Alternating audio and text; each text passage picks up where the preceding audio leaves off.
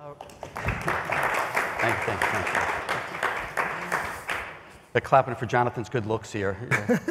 Yeah. Jonathan was a competitor of mine for many, many years, and he looked like me, and then he went to work in industry, and he goes to the gym every day, and he's looking great. And I'm on my way.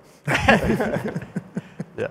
So we're going to talk about the network needs for the long term, the next 50, 100 years here, and we'll get into a lot of different topics. AI is going to be a really, really important one. Before I do that, just want to introduce my furthest away from me, RAUL MARTYNEK from DataBank, and then Jonathan, who's the CEO, and JONATHON SCHILDKRAUT, who is our Chief Strategy Officer from CyrusOne. I wanted them to go through their companies a little bit before we start going into Q&A, but obviously both of these individuals are spending a lot of time thinking about where we go in the next 20 years because they deploy a lot of capital and they're trying to figure out where's the right way to deploy capital, what type of services and products do we need. And with that, maybe we'll start with you, Raul, just a little bit about your company, your background. And sure. So thanks, Tim. So DataBank, we're a US-based data center operator. We operate today 19 data centers in 9 US markets. The company was recapitalized in early 2016 with an investor group led by DigitalBridge, which is an active investor in the mobile internet infrastructure space. When we kind of decided to do the investment, we were looking for kind of a quote-unquote new angle on data center investment in the US. Obviously, no secret that there's a lot of competitors like CyrusOne and others in the major tier 1 markets. And what we saw in DataBank was kind of this idea around secondary markets that is now being called perhaps edge markets. So the company had started in Dallas, like a lot of data center development, and then had expanded to Minneapolis and Kansas City instead of going to Chicago and San Francisco. And when we did our diligence, we saw kind of different dynamics in these secondary markets where there's more kind of in-sourced enterprise infrastructure, and also the beginnings of kind of cloud and OTT deployments in those markets. So that's when we acquired the business, and since then we've tripled the size of the company through organic and inorganic M&A, and have expanded to markets like Salt Lake, Cleveland, Pittsburgh, Baltimore, Atlanta, which is the next closest kind of tier 1, but probably still a tier 1.5 maybe. And then we just recently announced an acquisition of a company in Indianapolis. So I think what we'll be able to talk about today is kind of our perspective around these markets and the dynamics that we see compared to some of the tier 1 markets that probably Jonathan's company is more familiar with. Yeah, that was awesome, by the way. Jonathan SCHILDKRAUT, I work at CyrusOne. CyrusOne is about a 15, 17-year-old data center provider, headquartered in Dallas, and up until about 18 months ago was US only. Raul's right, we really have focused historically on enterprise business, and 3, 4, 5 years ago, as the hyperscale market began to accelerate, we pivoted to sort of create a dual focus on large enterprise and the hyperscale companies. And what we saw was a concentration of this large demand and into our major markets. We took a look at our own set of core competencies, which were really around design and construction, so the ability to build at scale at a low price point. We have a very strong sales engine, probably about 17% of reported sector revenue and 25 to 30% of reported sector leasing each quarter, and very high customer service. So simply put, build it, sell it, and service it. And what we realized is for our customer base that we were seeing fewer customers buying more and buying globally.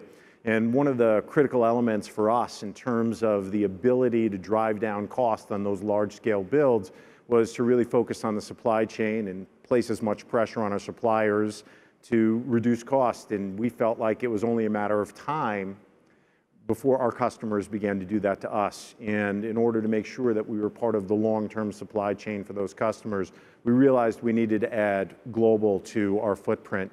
The first thing that we did was we made an investment into GDS, which is the leading independent provider of data center space in China. And that gave us a pipeline into Chinese hyperscale companies, but also the ability to satiate demand from our customers into a very difficult to operate market. Since then, we've added footprint in Europe, as well as Latin America. And so over 18 months, we've added 3 continents, 7 countries, and 12 markets to our operating footprint. And how many miles did you fly in the last 18 months? About 400,000. 400,000, 12 months. 12 months, 400,000. That's a record. Well, you can't build a global footprint from a desk in Dallas. That is for sure. So you guys are obviously making 20-year bets on infrastructure. And you've been in a lot of different segments of the infrastructure markets, the fiber, the data center. Where do you see the long-term kind of whole food chain evolution going for cloud and for network infrastructure? What's your long-term vision as you're deploying 20-year CapEx? Sure. So, you know, when we look at the landscape today, obviously still a lot of players in the space, right? I think, you know, just like the other sectors, there'll be continued consolidation. Ultimately, I think, you know, when you look at the market broadly, it's, you know, it's a tide that's quote unquote lifting all boats. But when you kind of look at it on a more micro basis, you see kind of players that are struggling. In our view, the folks that struggle are ones that have kind of more legacy type infrastructure. I mean, you know, data centers that were built 20 years ago just are not kind of what enterprise or, you know, kind of the leading cloud and content guys want to be in. And ultimately, you know, they have a choice in these markets, right? Before there might be only kind of, you know, less robust facilities, but now you have a choice. So one thing we focus on is, you know, we really believe you have to build great facilities to win, even in these secondary markets, because there's options out there. And that's one way to kind of, you know, future-proof, you know, your investment in these properties.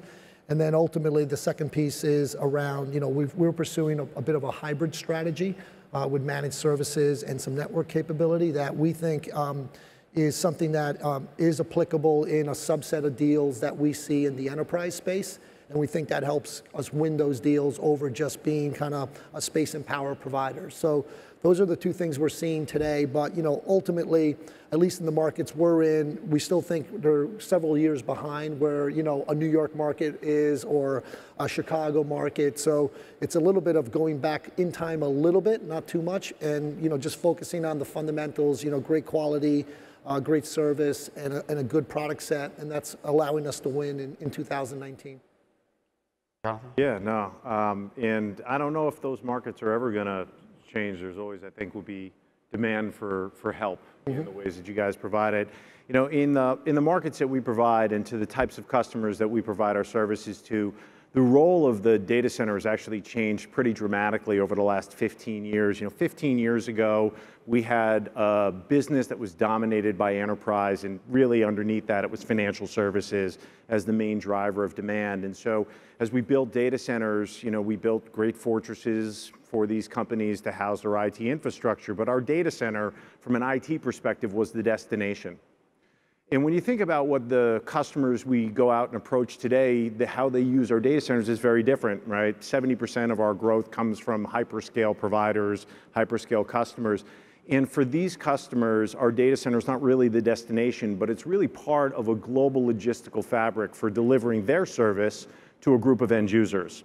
And the other part of our customer base is enterprise. And those enterprises, again, we're not just the destination, but we're responsible for being able to help them stitch together the critical sort of resources they need to run their businesses. We're big believers in a hybrid multi-cloud future, and so we need to be able to give them the resources they need to put together, you know, to stitch together the fabric, if you will, of that environment.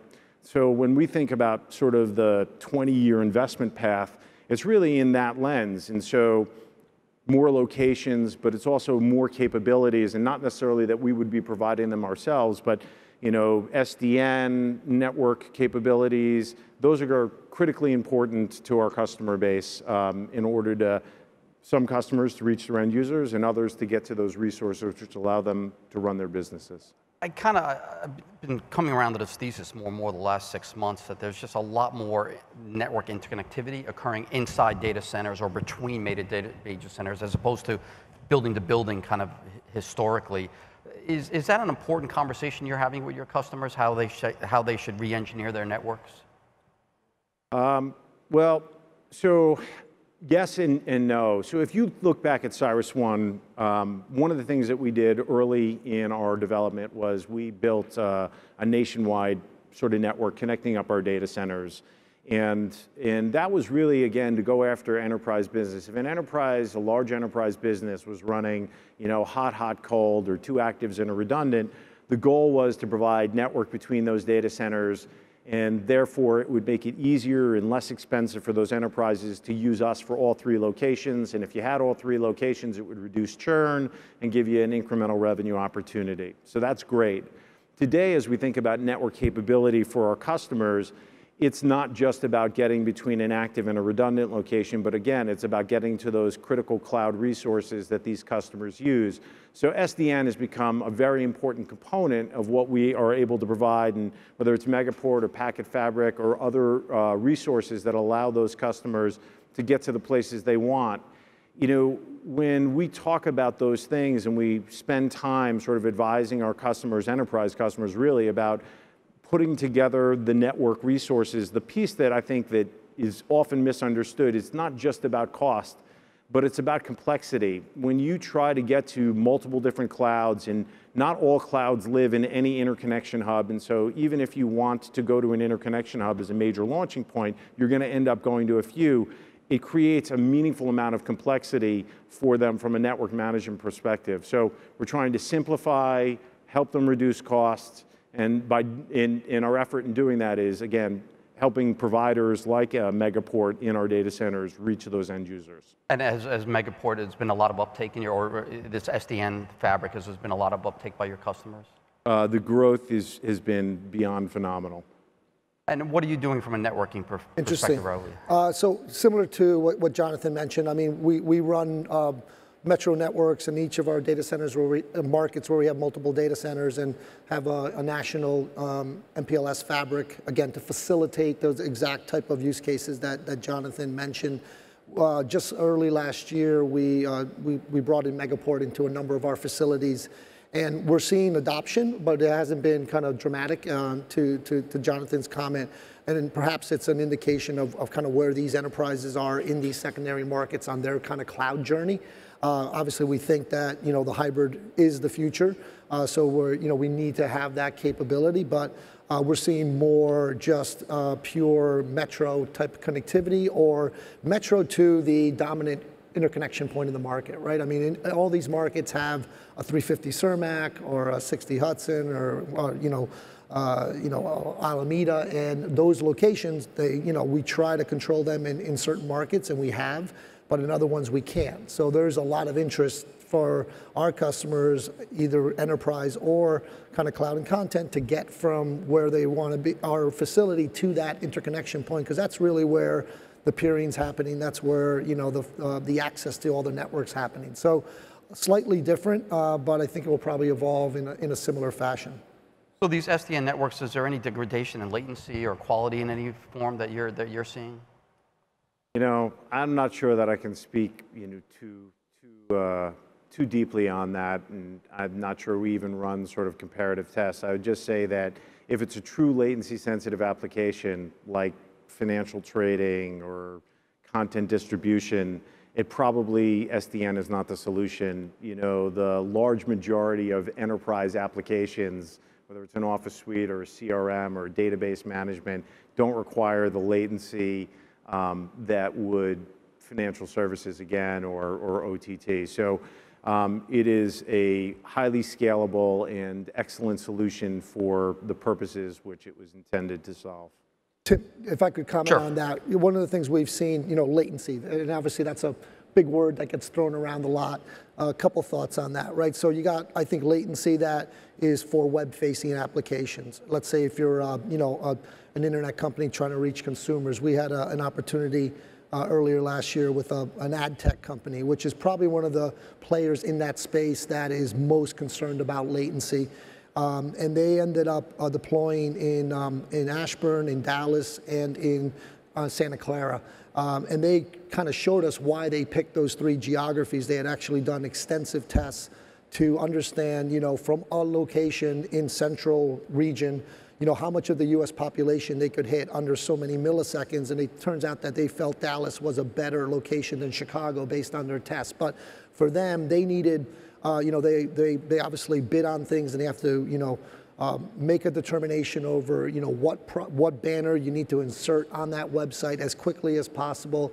And for them, it was 100 milliseconds end to end in terms of, the page coming up, them running the query, and then inserting. So, that's a big number, in other words, 100 milliseconds, right? So I think on the web scale side, we're not really seeing applications that are demanding. Here's the guys that need latency, that are most sensitive to latency, and they're good with 3 locations in the US. And then what you described with the financials, I think is they solve it in a different way. We've seen it on the East Coast and the West Coast that people are going to this split brain architecture where they pick 3 locations in relative proximity to each other, call it a couple 100 miles, so they can achieve 20 millisecond database to database latency, and that's how they solve that. So they deploy in Salt Lake, in Phoenix, and in Reno as an example, right? And we've seen that multiple times, and I think that's kind of how the enterprise applications are achieving latency, and then you got the web scale, which I just described the first time. So in the description here, I wrote an awful lot about artificial intelligence, and I do think 5G is going to happen. Regardless, we're getting LTE, Pro or LTE Advanced with a lot more wireless capabilities and ability to do IoT and store a lot more data. But are you seeing customer interest in AI, and how does that change what customers need to do from their infrastructure? Yeah, that's one thing we talked earlier today, Tim and I, and one thing I spent a lot of time on is thinking about kind of what we call net new workloads, right? What is going to show up in the data center in the future that has nothing to do with the workloads and the applications that are working today? Because ultimately, if that doesn't happen, you're not going to need more space and power, right? Or at least it might kind of slow down. So, and there's a lot of potential candidates for that, right? We looked at blockchain for a while and kind of concluded that it wasn't probably the most solid type of focus from what's going to be new and be stable in the data center. But on the AI side, we are starting to see these workloads show up. They take the form of high performance computing clusters that are highly specialized. It's bespoke hardware and storage. There's specialized vendors that design these, install them, and actually maintain them. And that's new, right? That has nothing to do with email or CRM or SAP or OSS or billing or communication, and that's an exciting dynamic. And what's interesting about those workloads, they tend to be very high density. So what it's forcing us to do is to rethink kind of our data center design from a cooling perspective, right?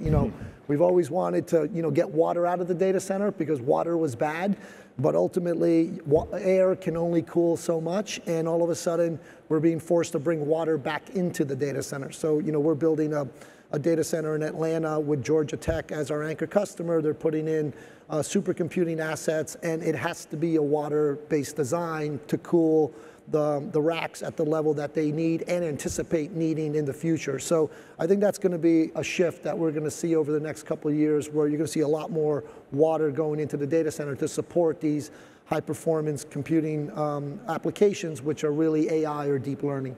And what are they doing with that supercomputer AI? And do they need more networking, or is the networking not an important component of that? Yeah, I think probably for some of them, yes, but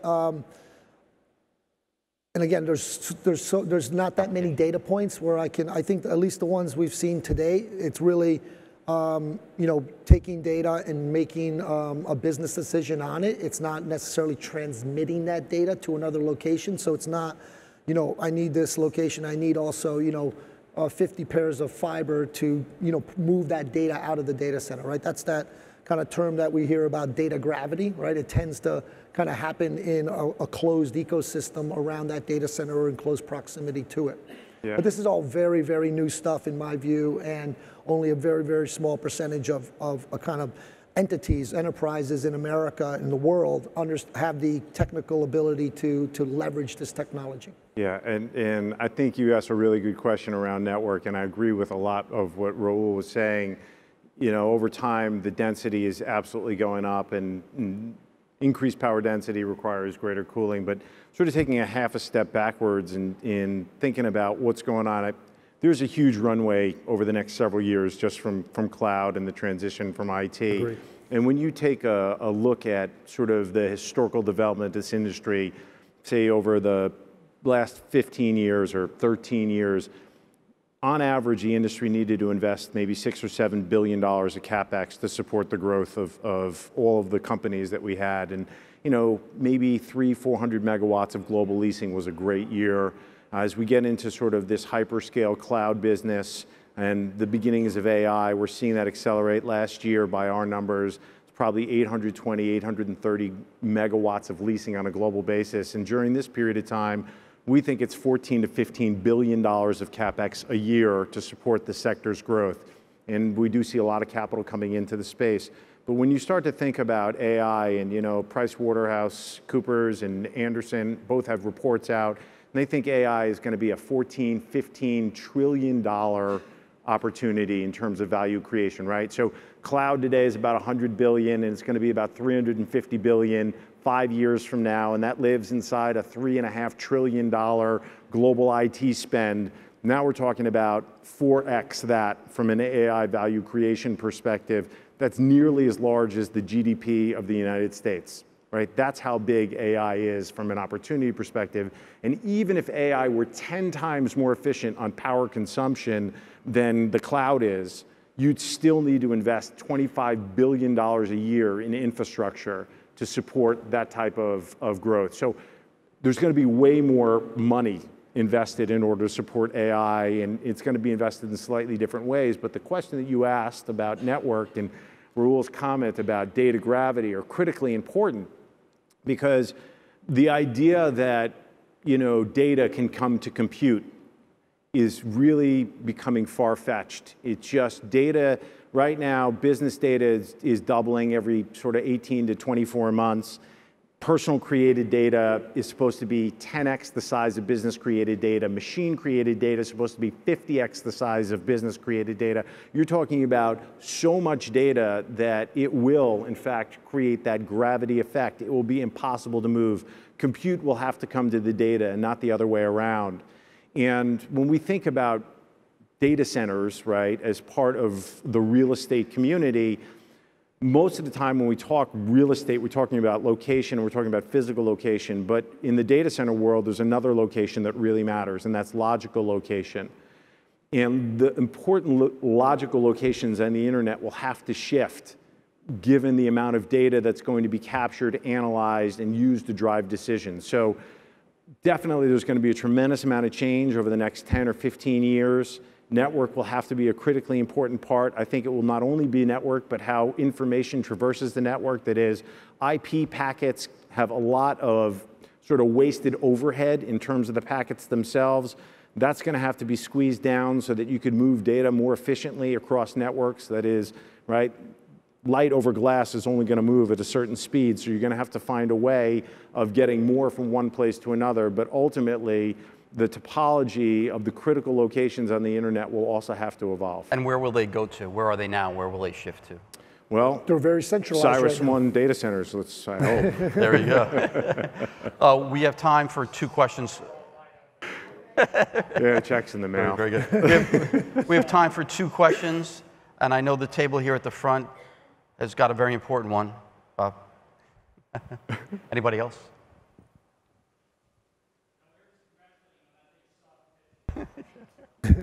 We've been friends a long time. He was obviously a better analyst than me. The $15 billion a year in data center CapEx, does that include what the hyperscale guys are building themselves, or is this just outsourced? No, that's actually a number that will be total spend, and we'll see a balance. I think last year was really tilted towards outsourcing leasing to the benefit of the sector, third-party providers such as ourselves. But there always seems to be an ebb and flow in terms of the investment cycle for some of the major hyperscalers.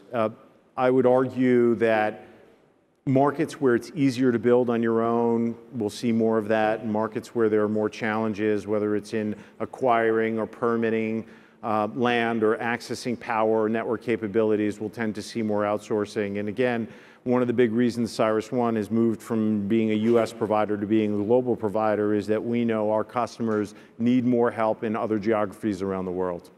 And so lastly, sorry, Raul, but you're an M&A guy.